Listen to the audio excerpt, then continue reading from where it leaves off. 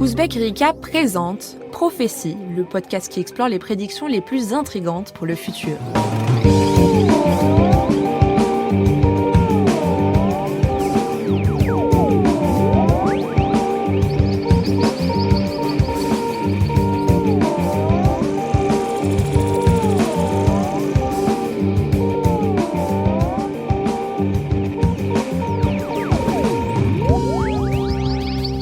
Salut à toutes et à tous, je suis Émilie Echarou, journaliste à la rédaction d'Ouzbek Erika, et dans ce nouvel épisode de Prophétie, on va enfin assouvir la soif de connaissance spatiale de l'enfant qui sommeille en vous et répondre à la fameuse question qu'on s'est tous posée au moins une fois dans notre vie.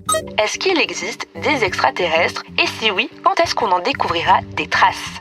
Alors il faut dire que le monde de la recherche ne lambine pas pour trouver des traces de vie autres qu'humaines dans l'espace, et ce ne sont pas seulement les scientifiques qui s'acharnent à la tâche, mais aussi de simples passionnés de ciel étoilé qui passent leur soirée à guetter de potentielles apparitions au-dessus de la stratosphère. Résultat, chaque année, le GEPAN, qui est un peu le bureau français des ovnis, reçoit entre 800 et 1000 signalements. Des signalements qu'il trie et analyse pour déterminer l'origine des objets non identifiés aperçus dans le ciel. Mais pour le moment, toujours aucune trace des martiens et autres créatures qui peuplent nos imaginaires spatiaux. Alors, où en est la science aujourd'hui ? Et est-ce qu'il faut s'attendre à ce qu'on découvre enfin des preuves de vie extraterrestre dans les prochaines années ? Eh bien, c'est ce qu'on va essayer de voir aujourd'hui avec mon collègue Pablo Maillet qui a consacré un article au sujet dans le numéro 48 de notre revue Futur, numéro paru à l'été dernier. Salut Pablo. Salut Émilie. Alors Pablo, pour commencer, on va partir d'une prédiction, comme d'habitude. Une prédiction cette fois signée par l'astronome américain Chris Impey de l'université d'Arizona qui assurait en 2023 que les premières preuves de vie extraterrestre arriveront, je cite, d'ici une dizaine d'années. Et au micro du Fiction Science Podcast, il avait même suggéré comment on allait découvrir ces preuves grâce à des données spectroscopiques. Alors, Pablo, j'ai plusieurs questions. D'abord, c'est quoi ces données spectroscopiques ? Et puis évidemment, sur cette prédiction, qu'est-ce qu'on peut en dire ? Est-ce qu'on peut vraiment être sûr de ce qu'il avance ? Alors en effet, je pense qu'il faut prendre les choses dans l'ordre. Donc ce qu'il faut savoir, c'est que pour découvrir des éventuelles preuves de vie extraterrestre, on considère aujourd'hui qu'il y a plusieurs voies possibles. La première, c'est celle qui consiste à collecter ce que Chris Impey appelle justement des données spectroscopiques et qu'on peut définir assez simplement comme des données liées à la lumière, collectées soit au sol, soit dans l'espace par des télescopes. Alors les instruments, les performances diffèrent beaucoup selon le domaine spectral, le type d'objet observé, je rentre pas dans les détails, mais en gros ça peut nous donner des indices sur les gaz ou les atmosphères des étoiles et celles des planètes, et donc potentiellement des indices de vie. L'autre méthode, c'est celle qui consiste à soit envoyer, soit tenter de recevoir des éventuels signaux, notamment des signaux radio dans un système planétaire lointain. On voit un peu ça dans des films de science-fiction comme Contact ou The Vast of Night, qui raconte la découverte d'un étrange signal radio dans une petite ville américaine des années 1950. Number, please. Hello? Is this Lee? Large object holding over my land like a tornado. Mais en réalité, cette méthode, qui consiste à soit envoyer, soit tenter de recevoir des éventuels signaux, elle est plus très en vogue aujourd'hui. Alors il y a tout un tas de raisons pour expliquer ça, mais c'est surtout lié au fait qu'elle implique que ces éventuelles civilisations extraterrestres aient envie de communiquer déjà, ensuite qu'elles le fassent à l'aide d'une technologie avancée, et que même nous, on soit en capacité d'être compris et même de recevoir ces signaux. Donc il y a plein de présupposés un peu contestés aujourd'hui, et globalement c'est plus là-dessus que les recherches se concentrent. De même, tu mentionnais le cas des ovnis en introduction, en vrai c'est pas vraiment là-dessus que les recherches en matière de traces de vie se concentrent aujourd'hui, c'est plus vraiment là-dessus qu'on compte. Donc en l'occurrence, Chris Impey, il est plutôt raccord avec le consensus scientifique sur la question de la méthode, puisqu'on considère aujourd'hui que c'est surtout dans la composition, dans les traces des différents gaz qu'il faut regarder, notamment grâce à la spectroscopie en effet, et tout ça pour peut-être un jour nous aider à en savoir plus. J'entends dans ta voix que tu insistes beaucoup sur le peut-être. Est-ce que ça veut dire que tout cela est encore très hypothétique et que rien ne garantit qu'on pourrait détecter des signes de vie extraterrestre d'ici fin 2030, comme l'affirme Chris Impey ? J'insiste en effet beaucoup sur le peut-être parce que pour le coup sur l'autre partie de la prédiction qui nous garantit une sorte de date butoir pour forcément tomber sur une preuve, ça pour le coup ça ne fait pas consensus malheureusement. En fait à vrai dire la plupart des scientifiques se refusent à des prédictions aussi catégorique, parce que le spatial, c'est vraiment un domaine en constante évolution, les connaissances s'accumulent, s'ajustent en fonction des programmes, des missions, des télescopes. Donc tous les scientifiques sont très très prudents, et d'ailleurs se lancer comme ça dans une grande généralité, une grande prédiction, ça porte rarement ses fruits. En 2015, on avait Hélène Stofan, l'ancien scientifique en chef de la NASA, qui s'était aussi hasardé à dire qu'on aurait, je cite, de solides indices de vie extraterrestre d'ici une décennie. Une décennie plus tard, en 2025, c'est toujours pas le cas. Donc en fait, plus globalement, sans parler de prédiction, sur le sujet de la vie extraterrestre, moi, tous les scientifiques que j'ai interrogés, ils appelaient vraiment à la prudence sur ces articles, ces titres, tu sais, qu'on voit souvent passer sur le mode « ça y est, une preuve de vie extraterrestre est enfin arrivée ». D'ailleurs, c'est assez drôle parce que à chaque fois qu'on fait de la veille spatiale à la rédaction, on peut être sûr qu'à chaque fois, on aura un article qui avance, qu'on a enfin découvert des traces de vie extraterrestre. Enfin, c'est assez drôle, quoi. Exactement. Et t'as dû le voir passer. Récemment, le dernier exemple en date, c'est cette équipe de scientifiques de l'université de Cambridge au Royaume-Uni qui a affirmé début 2025 avoir découvert, je cite, « les preuves les plus solides à ce jour de l'existence d'une vie extraterrestre ». Et ça, c'était faux. En tout cas, c'était extrêmement précipité. Pour résumer vite fait, en gros, cette preuve, selon eux, c'était la composition supposée de l'atmosphère d'une exoplanète qui s'appelle K2-18b et qui est située à environ 120 années-lumière de la Terre, comme on peut l'entendre dans cette archive de CNN. K2-18b. No, it's not a character from Star Wars. It's a planet 2.5 times the size of Earth and 700 trillion miles away, and it could be home to living organisms. Et donc, selon cette étude, cette planète contiendrait des traces de sulfure diméthyle, une molécule produite sur Terre par la décomposition du phytoplancton, et le raisonnement s'arrête là. Sauf qu'en fait, des traces comme ça de DMS, ce qu'on appelle le sulfure diméthyle, c'est DMS dans le jargon scientifique, elles ont déjà été retrouvées dans des zones sans vie, typiquement des comètes, des milieux interstellaires. Donc en réalité, c'est impossible de conclure à une quelconque trace de vie dans ce cas précis. Et surtout, les données avancées dans l'étude, en fait, elles mêlent à la fois sulfure et disulfure de diméthyle, qui sont deux choses très différentes. Et en fait, il est impossible de distinguer sérieusement les deux quand on regarde la composition de cette planète. Donc pour résumer, comme le dit Hervé Cotin, président de la Société française d'exobiologie sur la chaîne YouTube Le Blob. Il faut tempérer cette conclusion qui est quand même relativement précipitée. Détecter du DMS n'est pas forcément une preuve qu'on a détecté de la vie. Et dans ton article, tu dis aussi que quand on s'intéresse à la vie extraterrestre, il faut distinguer différentes échelles temporelles et spatiales parce que la question ne se pose pas de la même manière selon si on se situe dans notre système solaire, par exemple, ou encore plus loin dans l'univers. Exactement. Il faut distinguer les deux. Je vais commencer par les planètes du système solaire qu'on connaît de mieux en mieux, notamment grâce à l'envoi de sondes. Tout proche de nous, c'est clairement Mars qui fait figure de meilleure candidate, sans surprise, mais à condition qu'on la considère au passé. Parce qu'en fait, on sait aujourd'hui qu'il y a de l'eau sur Mars, notamment sous forme de glace sur les pôles, ça c'est un fait, mais on a surtout de plus en plus d'indices assez forts qui suggèrent une présence d'eau sous forme liquide quand Mars était jeune, très jeune même. On n'est pas encore sûr à 100%, et c'est pour ça que des rovers se baladent actuellement sur Mars avec l'espoir de ramener à terme des échantillons sur Terre pour les analyser. Mais voilà, ça permettrait de confirmer cette hypothèse. Et donc ça permettrait d'estimer la possibilité qu'une forme de vie détectée soit encore présente ou l'ait été il y a peu, c'est ça ? C'est ça. Alors après, il y a peu, ça voudrait dire autour de 4 milliards d'années en arrière tout de même, donc on parle bien de traces de vie au passé et même passé lointain. Et pour d'éventuelles traces de vie au présent, eh bien tu t'en doutes, ça ne serait pas très spectaculaire. On parlerait de micro-organismes vivants potentiellement présents dans l'eau, certainement pas d'aliens verts comme on peut les voir dans plein de films de SF, comme le classique Mars Attacks qui nage dans le grand n'importe quoi pour le coup. Mes très chers compatriotes, c'est un grand jour pour le monde entier. Il est profondément émouvant de savoir qu'il y a des êtres intelligents dans l'univers. Des extraterrestres.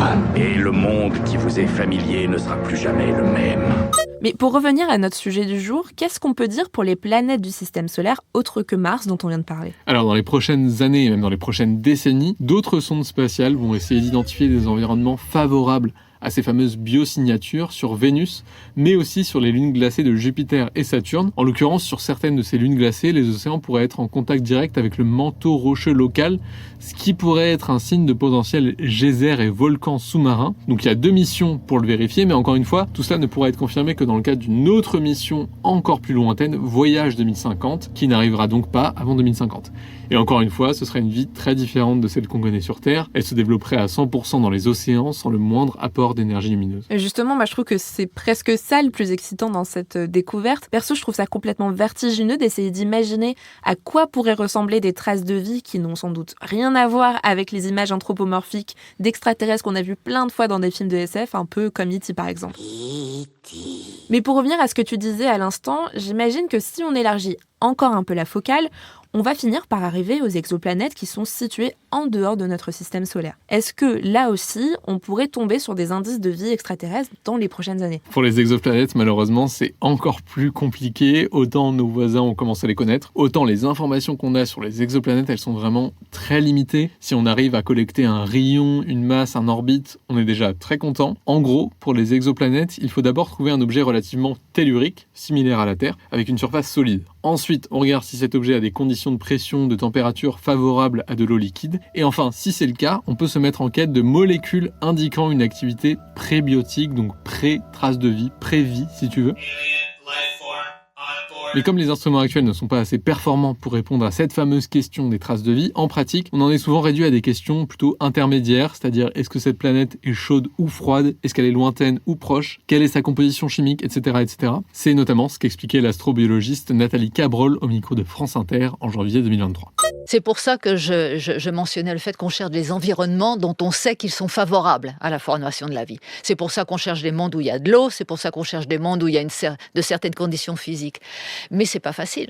Alors heureusement, les prochaines générations d'instruments vont permettre d'améliorer nos connaissances. Il faudra pour cela suivre attentivement le développement de 2 projets en particulier. D'un côté, le projet Plateau, qui sera lancé dans le ciel d'ici fin 2026, qui permettra de recenser de nouvelles planètes telluriques autour d'étoiles de type solaire. Et de l'autre, l'ELT, l'Extremely Large Telescope en anglais, qui est attendu lui pour 2028 et qui devrait permettre de caractériser ces mêmes planètes, pour le coup depuis le sol chilien, puisque c'est un télescope qui sera basé au Chili, sur le sol chilien. Et donc grâce à tout ça, eh bien, par exemple, Proxima Centauri B, qui est l'exoplanète la plus proche du système solaire connu à ce jour, on pourra zoomer sur cette planète comme jamais on a pu le faire auparavant, et ça nous révélera potentiellement si elle est ou non pourvue d'atmosphère, et si elle est pourvue d'atmosphère, eh bien sa composition. Je trouve ça hyper fascinant, mais en même temps, tu en conviendras, super frustrant, parce qu'à chaque fois, il y a plein d'étapes intermédiaires avant de pouvoir en conclure à une vraie trace de vie. Du coup, je me demande à partir de quand les indices accumulés seront suffisants pour former un début de réponse. Très concrètement, est-ce qu'on sait quelles sont les prochaines grandes étapes à surveiller ? J'ai justement posé cette question à Guillaume Chavreau, qui est chercheur post-doctorant à l'Institut de planétologie et d'astrophysique de Grenoble, parce qu'elle m'obsédait moi aussi cette question, j'avais envie de savoir quoi surveiller concrètement une fois qu'on a dit tout ça, et il m'a répondu que pour lui, la prochaine étude qui, je cite, fera le buzz, c'est celle qui arrivera à trouver une exoplanète avec de l'eau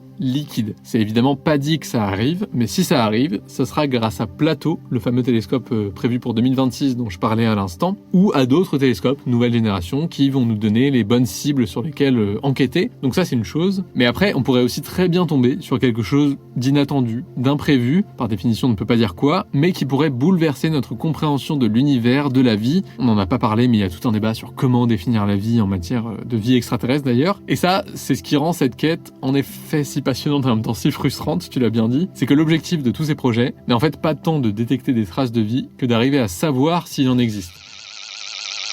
Donc c'est une quête en forme d'école de la patience, comme me l'a dit le scientifique Hervé Cotin, j'aime bien cette expression. Une école de la patience qui promet malgré tout d'être passionnante et pleine de rebondissements. Bon alors Pablo, pour en revenir à notre prophétie initiale, quel serait ton verdict final ? Est-ce que, comme le dit Christine Pay, les toutes premières preuves de vie extraterrestre seront révélées d'ici une dizaine d'années? Eh bien non, factuellement, je l'ai dit, cette prophétie est trop précipitée pour moi. Et c'est dommage parce que, formulée autrement, je pense qu'elle aurait pu donner lieu à une conversation vraiment plus intéressante. J'aurais pu y souscrire si elle avait été formulée autrement à cette prophétie. Donc moi, j'essaierai de reformuler en disant qu'on n'a aucune certitude en matière de traces de vie extraterrestres à l'heure actuelle. Ça, c'est la première chose. Mais ensuite, en effet, qu'il y a plein de choses prometteuses à surveiller. On en a parlé, surtout du côté des télescopes, des indices sur la composition moléculaire de certaines planètes, y compris des exoplanètes à plus long terme. Mais, encore une fois, aucune garantie qu'on trouve une preuve définitive et encore moins à telle ou telle date. Et de ton côté ? Moi, je me range carrément de ton côté, et ce, pour une bonne raison. La recherche, on le sait, on le répète à chaque fois dans tous nos épisodes, elle prend du temps, et on sait encore très très peu de choses sur notre système solaire. Par exemple, on ne sait toujours pas pourquoi les planètes géantes, comme Jupiter ou Saturne, possèdent autant de lunes, et comment ces lunes ont été capturées ou formées. On découvre régulièrement des nouvelles lunes autour de ces planètes, parfois sont minuscules, dont les origines restent un mystère total pour nous. Donc, pour en revenir à la vie extraterrestre, je pense qu'il faudra bien plusieurs dizaines de décennies pour trouver des traces tangibles. Une école de la patience, comme on disait. Avant de conclure, c'est l'heure de notre traditionnelle rubrique culturelle.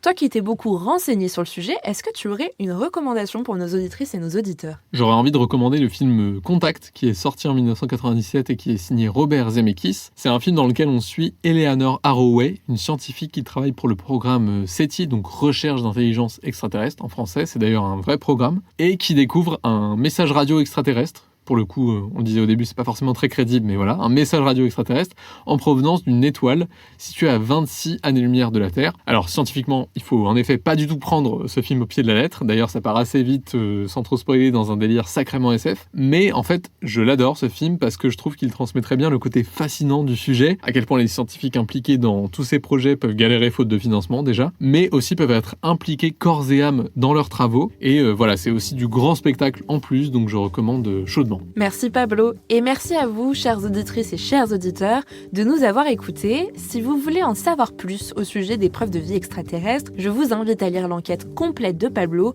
dans le numéro 48 de Futur. On espère que cet épisode de Prophétie vous aura plu. Si c'est le cas, n'hésitez pas à nous le dire en commentaire sur vos plateformes d'écoute préférées, à nous mettre des étoiles et à le partager autour de vous. On vous dit à bientôt dans un nouvel épisode de Prophétie.